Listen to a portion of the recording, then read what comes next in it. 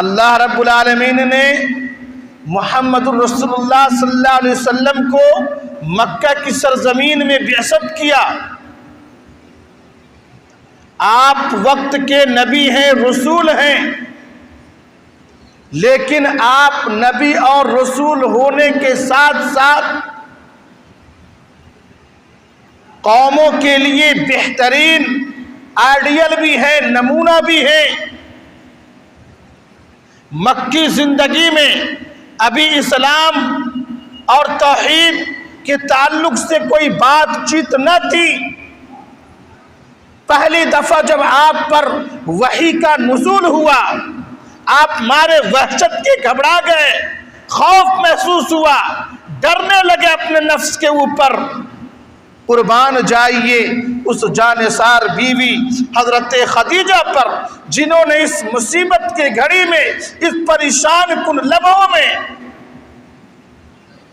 حوصلہ کن الفاظ سے نبی کے حوصلہ کو بڑھاتے ہیں اور کہتے ہیں کلا، آپ ڈرے نہیں، ابشر، یہ تو بشارت کی بات ہے، اللہ کی ذات سے مجھے امید ہے کہ وہ اللہ آپ کو رسوا نہیں کرے گا، آپ کو ذلیل نہیں کرے گا۔ کیوں؟ کیونکہ آپ کے اندر چند ایسے اوصاف حمیدہ ہیں، چند ایسے اخلاق و کردار ہیں آپ کے اندر جو ڈھونڈنے سے اس مکہ کے اندر کسی کے اندر ملتا نہیں۔ آپ ناداروں کے کام آتے ہیں، آپ گمناموں کے لیے کماتے ہیں، آپ بیواؤں کی فریاد رسی کرتے ہیں، آپ مہمان نوازی کرتے ہیں، آپ مظلوم کی آہو بکا کو سنتے ہیں۔ جس آدمی کے اندر یہ اخلاق و کردار ہو، جو اپنی ذات سے بڑھ کر غیروں کی خدمت کرنا فخر محسوس کرتا ہو، وہ کبھی ذلیل اور رسوا نہیں ہو سکتا۔ یہ کردار ابھی نبی بنانے سے پہلے آپ کا تھا، لیکن جب نبی بنا دیے گئے، اس کردار کے اندر پختگی آ گئی۔ آپ نے ہر اس شخص کی خدمت کو انجام دیا جو آپ کے دروازے پہ پہنچ گیا، جو آپ سے شناسا ہو گیا، جو آپ سے مل چکا، اور جو آپ کو نہیں جانتا تھا یا جسے آپ نہیں جانتے تھے، آپ نے ان کی بھی خدمت کرنے کو تلقین کیا ہے۔ سنیے اس حدیث کو۔ مدنی زندگی کے اندر ایک صحابی سوال کرتے ہیں، ایُّ الاسلام خیر، ایُّ الاسلام افضل، کس کا اسلام سب سے بہتر ہے اے اللہ کے نبی صلی اللہ علیہ وسلم، آپ ذرا مجھ کو بتائیے۔ نبی مبارک نے یہ الفاظ فرمایا، تطعم الطعام، کھانا کھلانے والا، تقرئ السلام، سلام کرنے والا، یعنی اس کا ایمان، اس کا اسلام سب سے زیادہ افضل ہے جو لوگوں کو کھانا کھلاتا ہے، جو سلام کرتا ہے۔ عرفت، جسے جانتا ہے اسے بھی اور جسے نہیں جانتا ہے اسے بھی، جسے جانتا ہے اسے بھی اور جسے نہیں جانتا ہے اسے بھی سلام کا ہدیہ ان کی خدمت میں پیش کرتا ہے، ان کے لیے اپنے بازو کو نرم رکھتا ہے، ان کے لیے اپنے دربار کو، اپنے گھر کو کھلا رکھتا ہے۔ آپ کو پتہ ہونا چاہیے مکہ کے اندر اسلام قبول کرنا اتنا ہی سنگین تھا، اتنا ہی سخت تھا اس زمانے میں، جس کی کوئی مثال دی نہیں جا سکتی۔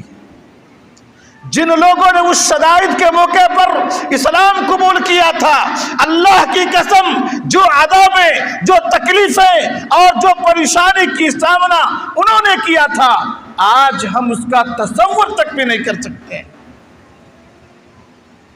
بالآخر ہجرت پر مجبور ہو گئے، اپنے گھر کو چھوڑا، اپنے در کو چھوڑا، اپنے رشتہ دار کو چھوڑا، اپنے بیوی بچوں کو چھوڑا اور چلے گئے حبشہ۔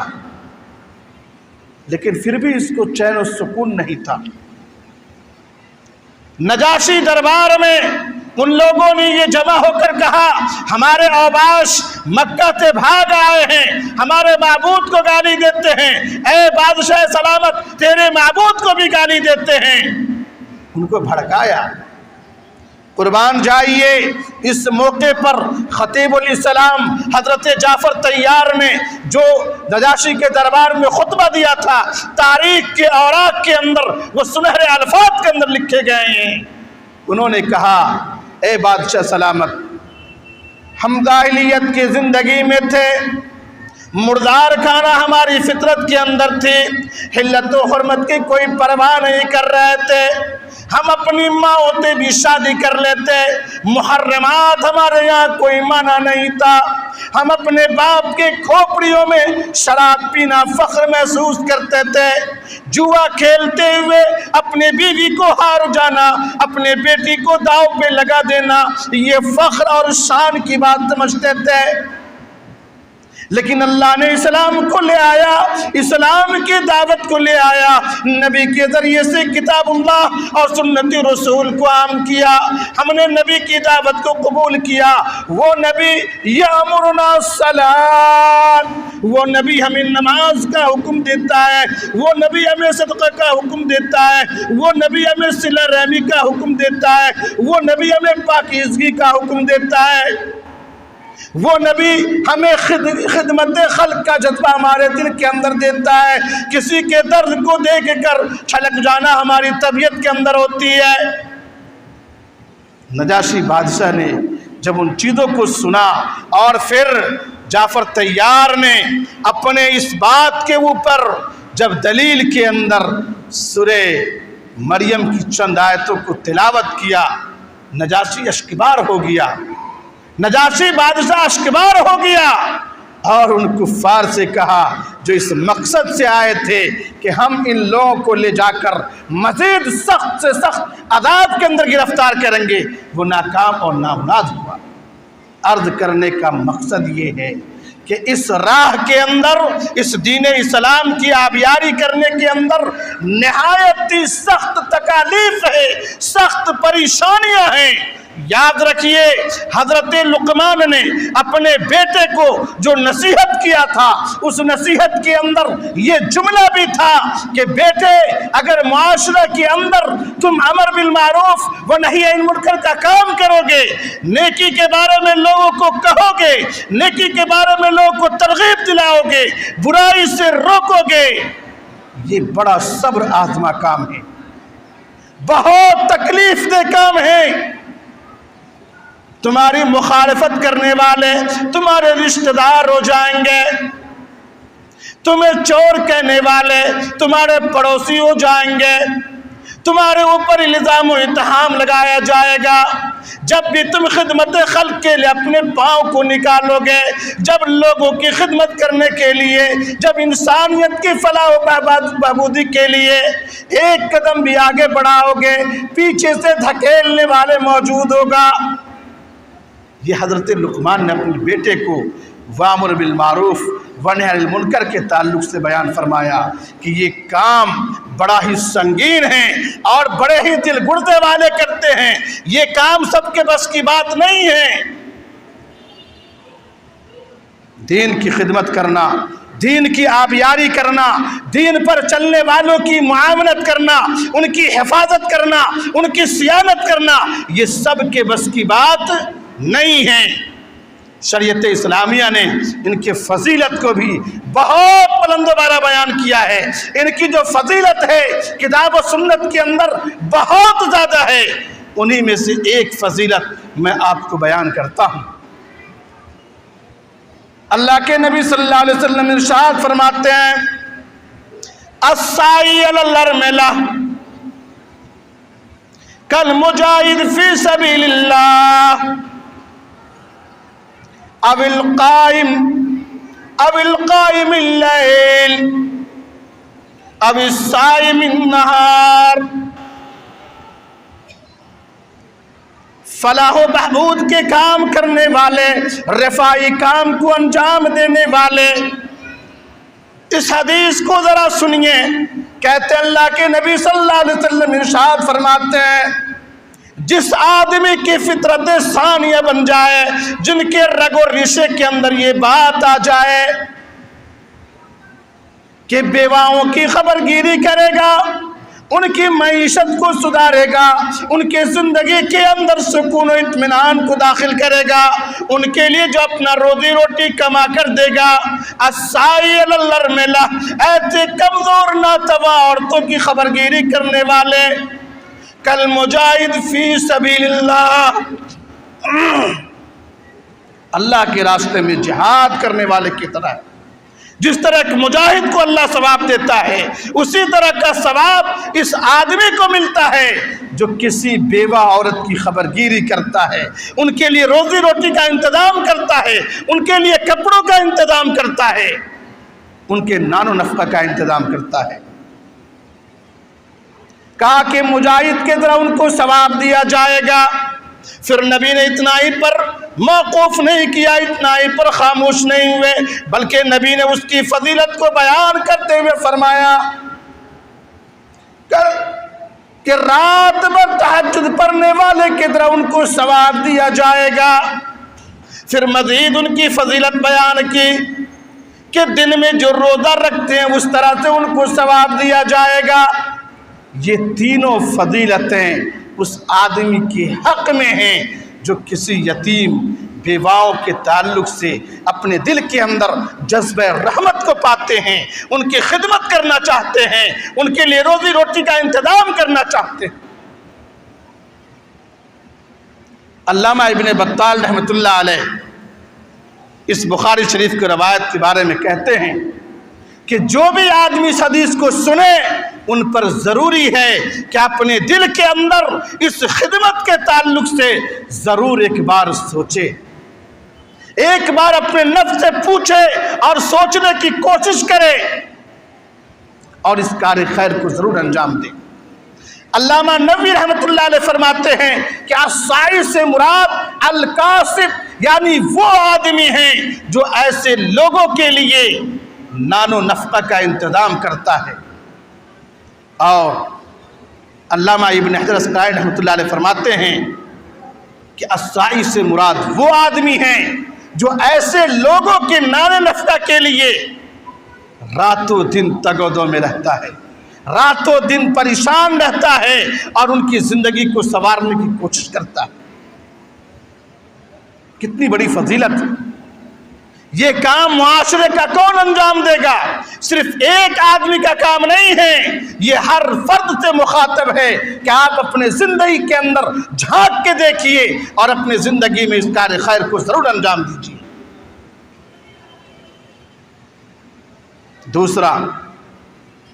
دوسرے جو کار خیر کے اندر سب سے اعلیٰ مقام ہیں، دوسرا جو خدمت خلق کے اندر سب سے اعلیٰ کوالٹی ہے، اللہ کے نبی صلی اللہ علیہ وسلم نے ارشاد فرمایا کافل الیتیم، انا وکافل الیتیم کہاتین، میں اور یتیموں کی کفالت کرنے والا جنت کے اندر اس طرح ہوں گی۔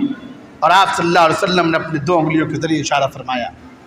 اس حدیث کے شرح میں محدثین رحمۃ اللہ علیہ لکھتے ہیں کہ جو آدمی قیامت کے دن جنت میں نبی کی رفاقت کو چاہتا ہے، جو آدمی محمد رسول اللہ کی رفاقت کو چاہتا ہے، جو چاہتا ہے نبیوں کے ساتھ جنت میں رہیں، شہداء کے ساتھ جنت میں رہیں، وہ ضرور بضرور یتیموں کی کفالت کرے۔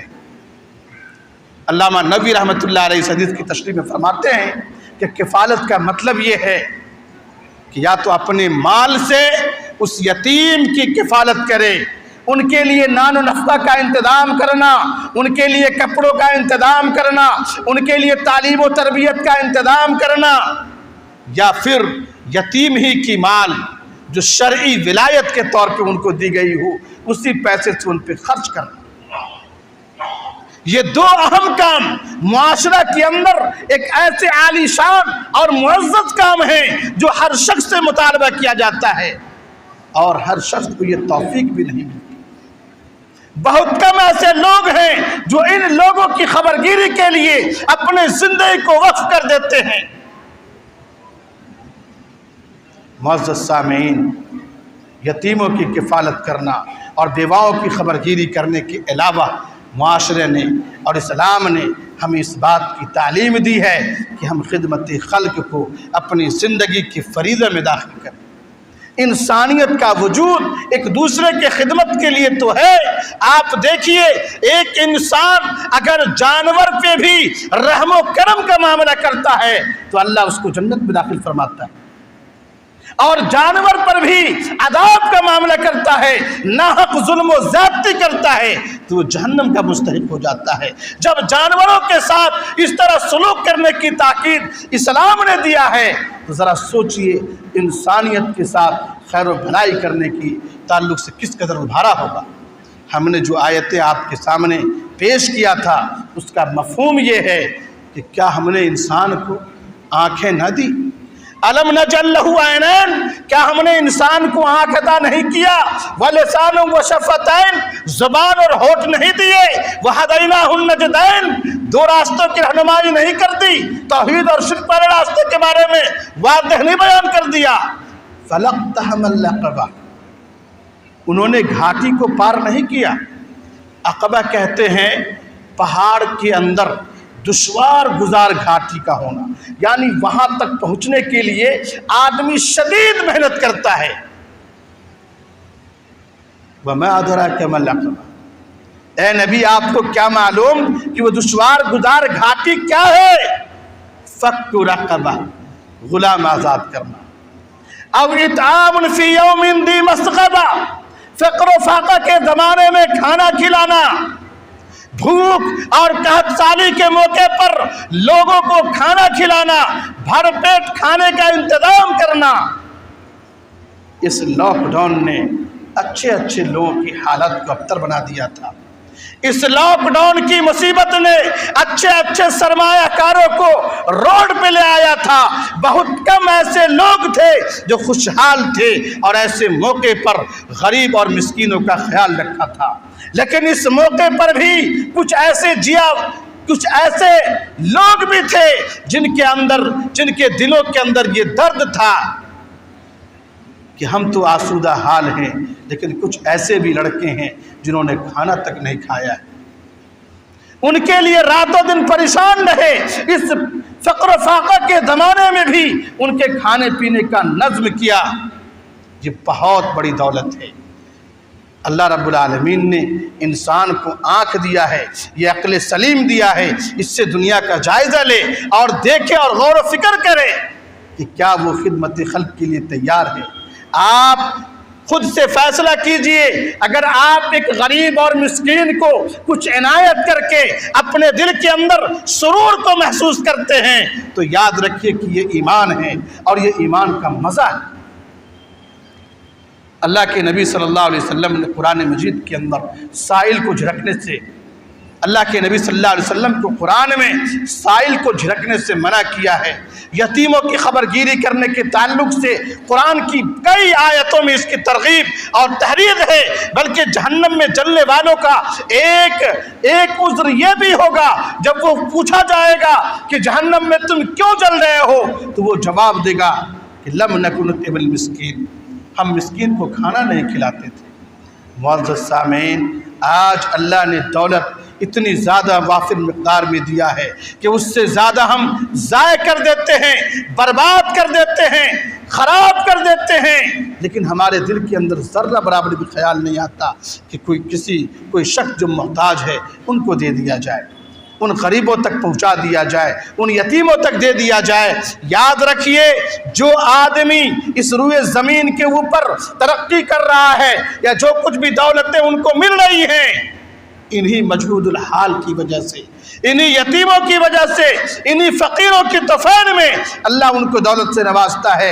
انما تنصرون وترزقون بضعفائکم، یہ امام بخاری نے مرسل طور پہ بیان کیا ہے، لیکن ابو داؤد رحمۃ اللہ علیہ نے اور دیگر محدثین نے اس کو متصل سند سے بیان کیا ہے کہ تم اس روئے زمین پر جو رزق دیے جاتے ہو، دشمنوں سے تم بچا لیے جاتے ہو، تم مدد کیے جاتے ہو، الا بضعفائکم، انہی کمزور لوگوں کی وجہ سے۔ معزز سامعین، جو لوگ اس کام پر مامور ہیں اللہ کی نظر میں بہت زیادہ محبوب ہیں، اللہ کی نظر میں بہت زیادہ محبوب ہیں۔ ان کا چلنا، ان کا اٹھنا، ان کا بیٹھنا جو اللہ کے لیے ہے، اللہ اس کا مددگار ہے۔ اللہ رب العالمین سے کبھی خائب اور خاسر نہیں کرتا۔ اللہ رب العالمین ان کی زندگی کو بے مثال بنا دیتا ہے۔ معزز سامعین، عرض کرنے کا مقصد یہ ہے کہ ہم اپنے زندگی کے اندر خدمت خلق کے جذبے کو بڑھائیں۔ جو آدمی ہمارے سامنے ہاتھ دست سوال کے لیے بڑھاتا ہے، آپ ان کی شخصیت کو بھی جانیں، ان کو پرکھنے کی بھی کوشش کریں۔ ہم دنیا کے اندر رواج ہے کہ جو فقیر گھر گھر آ کے مانگتا ہے اسے تو ہم دیتے ہیں، لیکن جو مسکین ہیں، جو اپنی خودداری کی وجہ سے، اپنی غیرت کی وجہ سے، اپنی غیرت و حمیت کی وجہ سے ہمارے سامنے لب نہیں کھولتا، ہم اس کو غنی سمجھتے ہیں اور اسے نظر انداز کر دیتے ہیں۔ یہ اہل ایمان کا شیوہ نہیں ہے، بلکہ اہل ایمان ان لوگوں کی خبرگیری کرتا ہے۔ اللہ رب العالمین سے دعا ہے کہ مولا کریم جب تک ہمیں اس دنیا میں رکھ، عمل صالح پر قائم اور دائم رکھ، اور جب دنیا سے خاتمہ ہو